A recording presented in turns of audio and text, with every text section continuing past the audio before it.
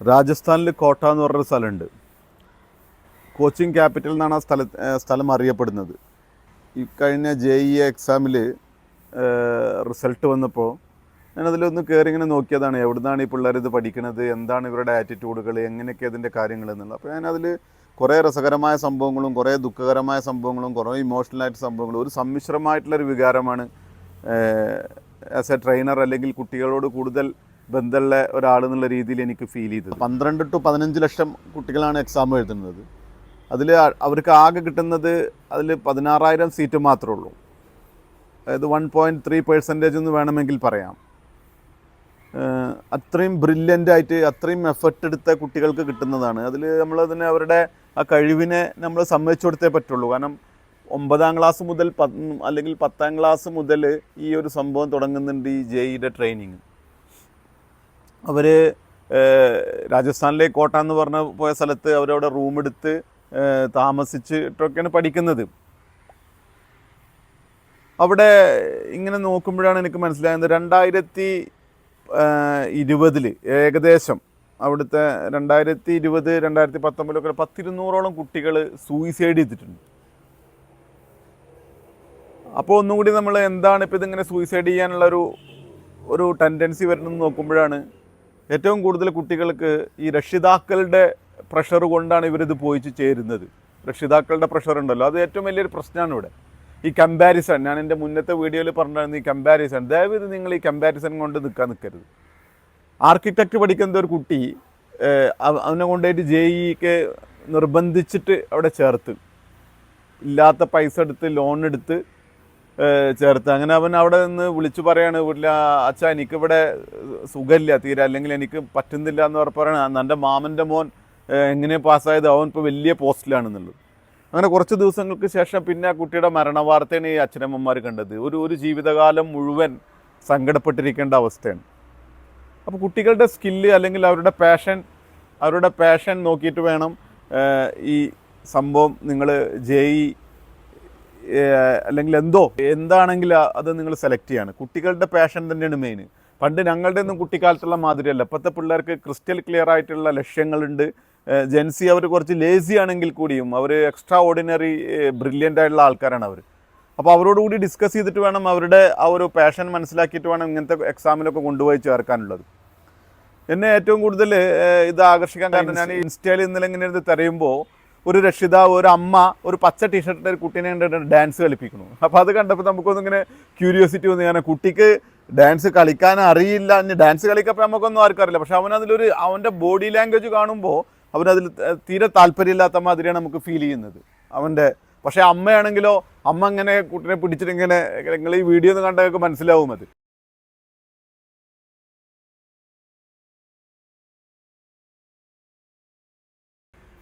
അമ്മ ഇങ്ങനെ കളിപ്പിക്കുന്നുണ്ട്. അപ്പോഴാണ് മനസ്സിലായത് ആ കുട്ടി JEEയുടെ ടോപ്പിൽ വന്ന ഒരു കുട്ടിയാണ്. അപ്പോൾ അവനോട് ഡാൻസ് കളിക്കാൻ അല്ലെങ്കിൽ അവിടുത്തെ എൻജോയ് ചെയ്യാൻ പറയാണ്.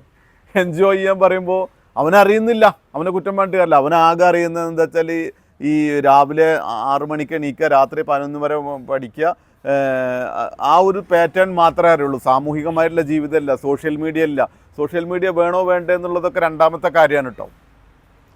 അതിൽ നമുക്ക് അവർ അപ്രീഷിയേറ്റ് ചെയ്യേണ്ട കാര്യം എന്താ വെച്ചാൽ, നമ്മൾ പോസിറ്റീവായി ചിന്തിക്കുകയാണെങ്കിൽ ആ കുട്ടികളുടെയൊക്കെ മൊബൈൽ ഫോൺ നോക്കുമ്പോൾ നമ്മുടെ പഴയ കീപാഡുള്ള ഫോൺ ഉണ്ടല്ലോ, നമ്പറിങ് ഫോൺ, ആ ഫോൺ മാത്രമേ അവരുടെ അടുത്തുള്ളൂ. ഈ സോഷ്യൽ മീഡിയ ശരിക്കും നമ്മുടെ ക്രിയേറ്റിവിറ്റി അല്ലെങ്കിൽ നമ്മളൊരു ടാസ്ക് കംപ്ലീറ്റ് ചെയ്യണമെന്നുണ്ടെങ്കിൽ ഈ ഫോൺ മാറ്റി വെച്ചതന്നെ പറ്റുള്ളൂ. അതായത് സ്മാർട്ട് ഫോൺ മാറ്റി വെച്ചിട്ട് തന്നെ പറ്റുള്ളൂ. അത് ആ കുട്ടികൾ കറക്റ്റായിട്ട് ചെയ്തുകൊണ്ട് മാത്രമാണ് അവർക്ക് ആ JEEയിൽ ഏറ്റവും നല്ല സ്കോർ ഉണ്ടാക്കാൻ പറ്റിയത്. അപ്പോൾ ഇതിൽ ഈ മെക്കൻസി എന്ന് പറഞ്ഞിട്ട് ഒരു ഗ്ലോബൽ ഇൻസ്റ്റിറ്റ്യൂഷൻ ഉണ്ട്. മെക്കൻസി, അതായത് അവരുടെ പണി എന്താ വെച്ചാൽ US ബേസ്ഡ് ആയിട്ടുള്ളതാണ്. ലോകത്തിലുള്ള പുതിയ തൊഴിൽ, അതിൻ്റെ ആറ്റിറ്റ്യൂഡ്, അതിൻ്റെ പ്രവണതകൾ, ഏതൊക്കെ പുതിയത് വരും, സാമ്പത്തിക നയങ്ങൾ വരും, ഇങ്ങനെയൊക്കെ സ്റ്റഡി ചെയ്യുന്ന ഒരു ടീമാണ് ഈ മെക്കൻസി എന്ന് പറയുന്നത്. അവർ പറയുന്നത് വെച്ചാൽ 2030 കൂടിയിട്ട് ഒരുപാട് തൊഴിലുകൾ നഷ്ടപ്പെടും. അതായത് 67 മില്യൺ തൊഴിലുകൾ നഷ്ടപ്പെടും. പക്ഷേ അത് ഈ ഓട്ടോമേഷൻ സംഭവിക്കുമ്പോഴാണ് 90 മില്യൺ തൊഴിലുകൾ പുതുതായിട്ട് വരികയും ചെയ്യും. ഇത് അവരുടെ ഒരു പഠനത്തിൻ്റെ ഭാഗമായിട്ട് അവർ സർക്കാരിന് കൊടുക്കുന്നതാണ് അതിൻ്റെ റിപ്പോർട്ട്. അതും ഇത് തമ്മിൽ എങ്ങനെ കണക്റ്റഡ് വെച്ചാൽ, അതിൽ ഇനി വരാൻ പോകുന്ന കുട്ടികൾ ലീഡർഷിപ്പിലുള്ള കുട്ടികളാവണം, അല്ലെങ്കിൽ ഇനി അവർക്കാണ് സ്ഥാനം. അതായത് എംപതി എന്താണെന്നറിയണം, ഒപ്പം നിൽക്കുന്ന ആളെ കൂടെ കൂട്ടാൻ കഴിയണം. അല്ലാതെ വെറും തത്തമ്മേ പൂച്ച പഠിച്ചുള്ള ആ ഒരു മാർക്ക് വാങ്ങിയിട്ട് വരുന്ന കുട്ടികൾക്ക് ഒരിക്കലും ഇനി മുന്നോട്ട് പോകാൻ പറ്റില്ല എന്നാണ് റിപ്പോർട്ടിൽ വരുന്നത്. National association of college and സ്റ്റഡീസിൻ്റെ എംപ്ലോയീസിൻ്റെ ഒരു സംഘടന ഉണ്ട്, NAC എന്ന് പറയും, നാക് എന്നാണ് പറയാവുന്നത്, national association of college and employees. ഇവരുടെ പണി എന്താ വെച്ചാൽ നമ്മുടെ കോളേജിൽ ക്യാമ്പസ് ഇൻ്റർവ്യൂ നടത്തില്ലേ, എല്ലാ കോളേജുകളിലെ സ്റ്റുഡൻസിനെയും അവരുടെ ക്യാമ്പസ് ഇൻ്റർവ്യൂവും പാടെ കണക്ട് ചെയ്തിട്ട് ഇവരാണ് ജോലിക്ക് ഈ കുട്ടികളെടുക്കുന്ന സംഭവം ചെയ്യുന്നത്. നാഷണൽ അസോസിയേഷൻ ഓഫ് കോളേജ് മറ്റേ എംപ്ലോയീസ് ഉണ്ടല്ലോ, ഇവർ 2019 GPA എന്ന് പറയും, അതായത് ഗ്രേഡ് പെർ ആവറേജ് എന്നോ അങ്ങനെയാണ് നോക്കുക. ഗ്രേഡ് പെർ ആവറേജ് എന്നിട്ടാണ് അതിൻ്റെ ഒരു ഫുൾ ഫോം. അതായത് മാർക്ക് നോക്കിയിട്ടുള്ള, അതാണ് സിമ്പിളായിട്ട് പറയാം, മാർക്ക് നോക്കിയിട്ടാണ് അഡ്മിഷൻ എടുത്തിരുന്നത്. 2019 അത് 73%. 2020 ആയപ്പോൾ അത് 42% കുറഞ്ഞു. അതായത് മാർക്ക് മാത്രമല്ല നോക്കുന്നത്, സ്കിൽ ബേസ്ഡ് എഡ്യൂക്കേഷനാണ് അവരിപ്പോൾ നോക്കുന്നത്. കാരണം സ്കില്ലുള്ള കുട്ടികളെ മാത്രമേ കോളേജ് ഹയർ ചെയ്യുന്നുള്ളൂ. അല്ലാതെ ഏറ്റവും ടോപ്പർ, നമ്മൾ ആ ടോപ്പറിൽ നിന്നും എതിരല്ല കേട്ടോ, ആ ടോപ്പറിൽ നിന്നും നമ്മൾ എതിരല്ല. അപ്പോൾ സ്കിൽ ബേസ്ഡ് ആയിട്ടുള്ള കുട്ടികൾക്കാണ് അവർ മറ്റേ ഈ പുതിയ ജോലിയുള്ള ആൾക്കാർ എടുക്കുന്നുള്ളൂ. ഇപ്പോൾ നിങ്ങളൊന്ന് ആലോചിച്ചു, നിങ്ങളൊരു സ്ഥാപനത്തിൻ്റെ ഉടമയാണ്, രണ്ട് പേര് ഇൻ്റർവ്യൂവിന് വന്നു വിചാരിക്കുക, ഒരേ പോസ്റ്റിന് വേണ്ടിയിട്ട്. ഒരാൾ അയാളുടെ സർട്ടിഫിക്കറ്റിൽ അയാൾ ടോപ്പാണ്, അയാൾ ടോപ്പ് എന്ന് പറഞ്ഞാൽ അയാൾ 100% മാർക്ക് വാങ്ങുന്നത്. രണ്ടാമത്തെ ആളെന്ന് പറഞ്ഞാൽ ഒരു ആവറേജ് ആണ്, പക്ഷേ അദ്ദേഹത്തിന് ആ തൊഴിലിനെ കുറിച്ചിട്ടുള്ള ഒരു ഐഡിയ ഉണ്ട്, അത് എങ്ങോട്ട് എത്തിക്കണം എന്നുള്ളൊരു വിഷൻ ഉണ്ട്, കുറേ കാര്യങ്ങൾ അതിനെക്കുറിച്ച് അദ്ദേഹം പഠിച്ചു വന്നിരിക്കുന്നു. ഇപ്പം ഇങ്ങനെ ആകുമ്പോൾ നിങ്ങളെ ആരെ എടുക്കുക, ആ സ്കില്ലുള്ള ആളല്ലേ എടുക്കുക. അപ്പോൾ ഇതേ രീതി തന്നെയാണ് മൊത്തത്തിൽ ഇനി ഇംപ്ലിമെൻ്റ് ആകാൻ പോകുന്നത്. 2030 ആകുമ്പോഴത്തേനും 19% കോഗ്നേറ്റീവ് സ്കിൽ എന്ന് പറയുന്നത്, thinking out of the box, എങ്ങനെയാണ് പ്രശ്നം സോൾവ് ചെയ്യുക, എങ്ങനെയാണ് ജനങ്ങളോട് സംസാരിക്കുക, ഇങ്ങനത്തെയുള്ള കാര്യങ്ങളൊക്കെ അറിയുന്ന ആൾക്കാരെ മാത്രമേ ഇനി ജോലിക്ക് എടുക്കുള്ളൂ. ഞാനിപ്പോഴും വീണ്ടും വരാൻ പഠിച്ച് അതൊരു മാർക്ക് വാങ്ങണ്ടെന്നൊന്നും അല്ലട്ടെ ഇതിൻ്റെ ഉള്ളത്. നമ്മൾ പഠിക്കുമ്പോൾ അതിൻ്റെ വ്യക്തമായിട്ട് ക്രിസ്റ്റൽ ക്ലിയർ പ്ലാൻ നമുക്ക് വേണം, എന്തിനാണ് നമ്മളിത് പഠിക്കുന്നത് എന്നുള്ളത്. എക്സാം കഴിഞ്ഞപ്പോൾ നമ്മളെ ഗൂഗിളിൻ്റെ CEO ഉണ്ടല്ലോ, സുന്ദർ പിച്ചായി, പുള്ളിയൊക്കെ നമ്മളെ IIT ഖരഗ്പൂരിൽ നിന്ന് ഡിഗ്രി എടുത്ത ആളാണ്.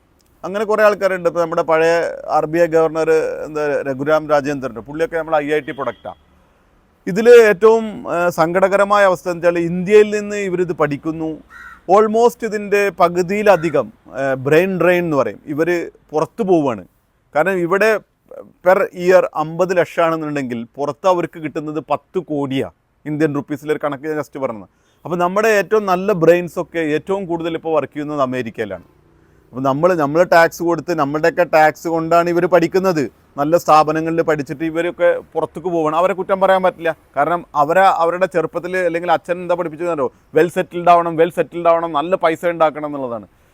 ഇതിൻ്റെ ഏറ്റവും സങ്കടകരമായ അവസ്ഥ എന്താണെന്ന് അറിയും, അവരുടെ അലുമിനിയുടെ, അതായത് ഈ IIT-യുടെ അലുമിനിയിൽ ഒരാൾ എഴുതിയിരിക്കുകയാണ് ഇത്ര, നിങ്ങൾ വളരെ സൂക്ഷിച്ചു വേണം ഇനി നിങ്ങൾ ഇങ്ങോട്ടൊക്കെ പോരുന്നത്, ജോലിക്കൊക്കെ വരുന്നത്. കാരണം നമ്മുടെ അച്ഛനമ്മമാർ വയസ്സായി നാട്ടിലുണ്ട്, ഇവരെ ഒന്ന് പരിചരിക്കാനോ അല്ലെങ്കിൽ അവർക്കൊരു മരണം സംഭവിച്ചാൽ ഒന്ന് വരാനോ അല്ലെങ്കിൽ ഹോസ്പിറ്റൽ കേസ് വന്നാൽ അവരൊന്ന് കെയർ ചെയ്യാനോ ഒന്നും ഇവർക്ക് സമയമില്ല. അവരുടെ സ്റ്റൈൽ, അതായത് ലൈഫ് സ്റ്റൈൽ തന്നെ ആകെ മാറിയിട്ടുണ്ടാവും ഇവിടുന്ന് പോയ പിള്ളേരുടെ. ഈ രക്ഷിതാക്കളോ വയസ്സാം കാലത്ത് ഈ അച്ഛനും അമ്മയും മാത്രം. ആർക്ക് വേണ്ടിയിട്ടാണ് ഈ വിദ്യാഭ്യാസം? അപ്പോൾ ഇവരൊക്കെ ഫുള്ള് ടോപ്പിലെത്തി, അവർ ഓരോരോ കമ്പനികളുടെ CEO അല്ലെങ്കിൽ ഏറ്റവും ഹയർ പോസ്റ്റിലാവും ഇവരെല്ലാം നിൽക്കുന്നുണ്ട്. അതിൽ യാതൊരു സംശയമൊന്നുമില്ല എന്ന് വിചാരിക്കാം നമുക്ക്. അവർക്ക് അതുമാത്രമാണോ ജീവിതം? 10ാം ക്ലാസ് മുതൽ തുടങ്ങും ഇവരുടെ ഈ ട്രെയിനിങ്. ഒരു നോർമൽ കേസിൽ ചിലർ 8ാം ക്ലാസ് തന്നെ തുടങ്ങും, ചിലർ 6ാം ക്ലാസ് തന്നെ തുടങ്ങും. അതിലൊന്നും നമ്മൾ അതിനെ അനുകൂലിക്കുന്നില്ല, എതിർക്കുന്നില്ല. അതൊക്കെ ഓരോരുത്തർ ചിന്തിക്കുന്ന രീതിയാണ്. എങ്ങനെയാണ് അവരെടുക്കുന്നുള്ള ആ പാറ്റേൺ അനുസരിച്ചിട്ടാണ് ഇത് സംഭവം. ഇവർക്ക് കല്യാണമില്ല, ക്രിക്കറ്റ് കളിയില്ല, സുഹൃത്തുക്കളായിട്ടുള്ള ഒരു ബന്ധങ്ങളില്ല. അങ്ങനെ ഒരു 10ാം ക്ലാസ് തുടങ്ങിക്കഴിഞ്ഞാൽ ഇവർ IIT കംപ്ലീറ്റ് ആയിട്ട് വരുമ്പോഴത്തേന് ഏകദേശം 6 വർഷം പിടിക്കും. ടോട്ടൽ ഇവരുടെ +2 പിന്നെ അതിൻ്റെ 4 വർഷത്തെ കോഴ്സും ഒക്കെ കഴിഞ്ഞിട്ട് IIT-യിലേക്ക് അവർ ജോലി കിട്ടിയെന്ന് വെക്കുക. ജോലി കിട്ടിയത് വരുമ്പോഴത്തേന് അവരുടെ ആ ലൈഫിലെ ഏറ്റവും ക്രീമായിട്ടുള്ള, ഇപ്പം ഞങ്ങളുടെയൊക്കെ കുട്ടിക്കാലത്ത് എന്ന് പറഞ്ഞാൽ ചാടാത്ത കുളങ്ങളില്ല, എറിയാത്ത മൂച്ചികളില്ല, അതൊക്കെ ശരിക്കും എൻജോയ് ചെയ്ത് വന്ന ആൾക്കാരാണ് നമ്മളിപ്പോഴത്തെ പിള്ളേരെ ഇതൊരിക്കലും ഒരു നെഗറ്റീവായിട്ട് പറയില്ല. നിങ്ങൾ വേണം തീരുമാനിക്കാൻ ലൈഫ് എന്താണെന്നുള്ളത്, നമ്മൾ ലൈഫിൽ എവിടെ എത്തിയിരിക്കണം എന്നുള്ളത്. ഇനി ഇതൊക്കെ ജോലി കിട്ടിയെന്ന് വിചാരിച്ചോ, പിന്നെ ജോലിയുടെ ടെൻഷൻ. ഞാനിതിനെക്കുറിച്ച് ഒന്ന് ഗഹനമായിട്ട് ഒന്ന് അന്വേഷിച്ചപ്പോൾ, അല്ലെങ്കിൽ അതിനെക്കുറിച്ച് ഒരു പഠനം, അങ്ങനെ ഇവർ മറ്റേ IIT-യിൽ ജോലി കയറി, അല്ലെങ്കിൽ IIT പഠിച്ചു കഴിഞ്ഞിട്ട് നല്ല വലിയ വലിയ പോസ്റ്റുകളിലൊക്കെ എത്തി. പിന്നെ അവിടുന്ന് ടെൻഷൻ തുടങ്ങുകയാണ് ഇവർക്ക്. എന്തിന്? അടുത്ത പോസ്റ്റിലേക്ക് കയറാനുള്ളത്, സാലറി ഹൈക്ക്, ആ ജോലിയുടെ പ്രഷർ, ഒരു എൻജോയ്മെൻറ്റും ഇല്ല. ഇവരുടെ എൻജോയ്മെൻറ്റ് എന്ന് പറഞ്ഞാൽ എന്താണെന്ന് അറിയോ? പുതിയ ഐഫോൺ വാങ്ങൽ, ഒരു യൂറോപ്യൻ ട്രിപ്പ്, നല്ല ഹോട്ടലിൽ പോയിട്ട് മുന്തിയ ഹോട്ടലിൽ ഭക്ഷണം കഴിക്കൽ. ഇതൊന്നും എൻജോയ്മെൻ്റ് ആണോ അല്ലേ എന്ന് വെച്ചാൽ ഞാനത് പറയാൻ ഉത്തരവാദിയല്ല കേട്ടോ. ഓരോരുത്തർക്കും ഓരോ തരത്തിലുള്ള എൻജോയ്മെൻറ്റാണ്. ഇപ്പോൾ എന്നോട് ചോദിക്കുകയാണെങ്കിൽ എൻ്റെ എൻജോയ്മെൻറ്റ് എന്ന് പറഞ്ഞാൽ നാട്ടിൽ സാധാരണക്കാരുടെ കൂടെ സംസാരിക്കുക, അത്യാവശ്യം ട്രാവൽ ചെയ്യുക, അങ്ങനത്തെ ഒക്കെ. അങ്ങനെ ഓരോരുത്തർക്കും ഓരോ തരം എൻജോയ്മെൻ്റ് ആവും. നമ്മൾ ഈ ഒരു എൻജോയ്മെൻറ്റിനെ അല്ലെങ്കിൽ വേർതിരിച്ച് കാണുന്നതിനല്ല പറയുന്നത്. ഇവർ IIT കഴിഞ്ഞ് ഇവർക്ക് ഗ്രാജുവേറ്റ് ആയി കഴിഞ്ഞ ശേഷം ജോലി ലഭിച്ചാൽ തന്നെ പിന്നെ വീണ്ടും ടെൻഷനാണ്. ജീവിതകാലം മുഴുവൻ ഈ ടെൻഷൻ അനുഭവിക്കുന്നത്. ഇതിൽ ഞാൻ എല്ലാവരെയും അടച്ചാക്ഷേപിച്ചിട്ട് നോർമലൈസ് ചെയ്യല്ല കേട്ടോ, എല്ലാവരെയും അടച്ചാക്ഷേപിച്ച് പറയല്ല. അതിൽ തന്നെ വളരെ നല്ല ആൾക്കാരുണ്ട്. അതായത് ശരിക്കും ജീവിതം എൻജോയ് ചെയ്ത് കൊണ്ടുപോകുന്ന ആൾക്കാർ ഇതിലുണ്ട്. എനിക്ക് പറയാനുള്ളത് JEE എക്സാമിനുള്ള കുട്ടികളോട്, അല്ലെങ്കിൽ JEEക്ക് പ്രിപ്പയർ ചെയ്യുന്ന കുട്ടികളോട്, നിങ്ങൾക്ക് പാഷൻ ഉണ്ടെങ്കിൽ മാത്രം ആ പരിപാടിക്ക് നിൽക്കുക. രക്ഷിതാക്കളോട് പറയാനുള്ളത്, നിങ്ങളൊരിക്കലും കമ്പാരിസൺ ചെയ്യാൻ പറയരുത്. പണ്ട് ഒരു കഥ പറഞ്ഞിട്ട് എപ്പോഴും തുടങ്ങും. എന്തെന്നറിയോ? ഒരു മറ്റേ ആനക്കുട്ടിനോട് പറഞ്ഞത്രേ, അപ്പുറത്തുള്ള പരുന്തിൻ ചേട്ടനെ മാതിരി നീയും ആകണം, കാരണം അത്ര ഉയരത്തിൽ പറക്കണം. ആനയോട് പറഞ്ഞ്, ആനയുടെ കുട്ടിനോട് പറയാണ് പരുന്തിൻ്റെ മാതിരി ഉയർന്നു പറക്കണമെന്ന്. അതൊരിക്കലും കഴിയില്ല. ആനക്ക് ആനയുടേതായ സ്കില്ലുണ്ട്, പരുന്തിൻ്റേതായ സ്കില്ലുണ്ട്. ഇത് നിങ്ങൾ ദയവ് ചെയ്ത് രക്ഷിതാക്കൾ ഇത് മനസ്സിലാക്കണം. കുട്ടികളെ നിങ്ങൾ ഒരിക്കലും ഒരു എന്താണെന്നാ പറയുക, നിങ്ങളുടെ ചീപ്പ് ഈഗോ, അല്ലെങ്കിൽ നാട്ടുകാരെന്ത് വിചാരിക്കുമെന്നുള്ള ആ ഒരു ഈഗോക്ക് ഒരിക്കലും കുട്ടികളെ നിങ്ങളൊരു ബലിയാടാക്കരുത്. അതിൻ്റെ ഒരു കാരണം കൊണ്ടാണ് ഇങ്ങനത്തെ ഇൻസ്റ്റിറ്റ്യൂട്ടുകളിൽ, ഏത് ഇൻസ്റ്റിറ്റ്യൂട്ടാണെന്നുള്ളത് എനിക്കറിയില്ല, അതിൽ ഞാനത് വായിച്ചപ്പോൾ എനിക്ക് കിട്ടിയ അറിവാണ്, ഫാനിൽമേ സൂയിസൈഡ് ചെയ്യാതിരിക്കാൻ വേണ്ടിയിട്ട് പ്രിക്കോഷൻ എടുത്തിരിക്കുന്നത് എല്ലാ റൂമുകളിലും എന്നുള്ളത്. ഒന്ന് മനസ്സിലാക്കണം. സീലിംഗ് ഫാനിൽ ആൻറ്റി സൂയിസൈഡ് ഹുക്ക് എന്നാണ് അതിനെ എഴുതിയിരിക്കുന്നത്. സൂയിസൈഡ് ചെയ്യാതിരിക്കാൻ വേണ്ടിയിട്ടുള്ള പ്രിക്കോഷൻ എടുത്തിട്ടുണ്ട് എന്നുള്ളത്. അപ്പോൾ എപ്പോഴും വളരെ ശ്രദ്ധിക്കേണ്ടത് രക്ഷിതാക്കൾ, കുട്ടികൾക്ക് പാഷൻ ഉണ്ടെങ്കിൽ മാത്രം ഇങ്ങനത്തെ എക്സാമിന് വിടുക. ഒരു സംശയമില്ല, അവർ നന്നായിട്ട് ഹാർഡ് വർക്ക് എന്ന് പറഞ്ഞാൽ മരിച്ച് പഠിച്ചിട്ടാണ് ഈ ഒരു JEE ക്രാക്ക് ചെയ്യുന്നത്. കാരണം ഇന്ത്യയിൽ നല്ല ഹാർഡ്വാർഡിൻ്റെ എക്സാമിനെക്കാട്ടും ഏറ്റവും കൂടുതൽ പ്രയാസമുള്ളതാണ് നമ്മുടെ JEE എക്സാം. അതാണ് ഇവർ 300-ലാണ് മാർക്ക് ഇടുന്നത്. ആ 300-ൽ 285, 290 മാർക്ക് കിട്ടുക എന്ന് പറഞ്ഞാൽ അവരെ അപ്രീഷിയേറ്റ് ചെയ്യാണ്. ഒപ്പം നിങ്ങൾ ജീവിതവും എൻജോയ് ചെയ്യാൻ പഠിക്കണമെന്നാണ് ഈ വിഷയത്തിൽ എനിക്ക് പറയാനുള്ളത്.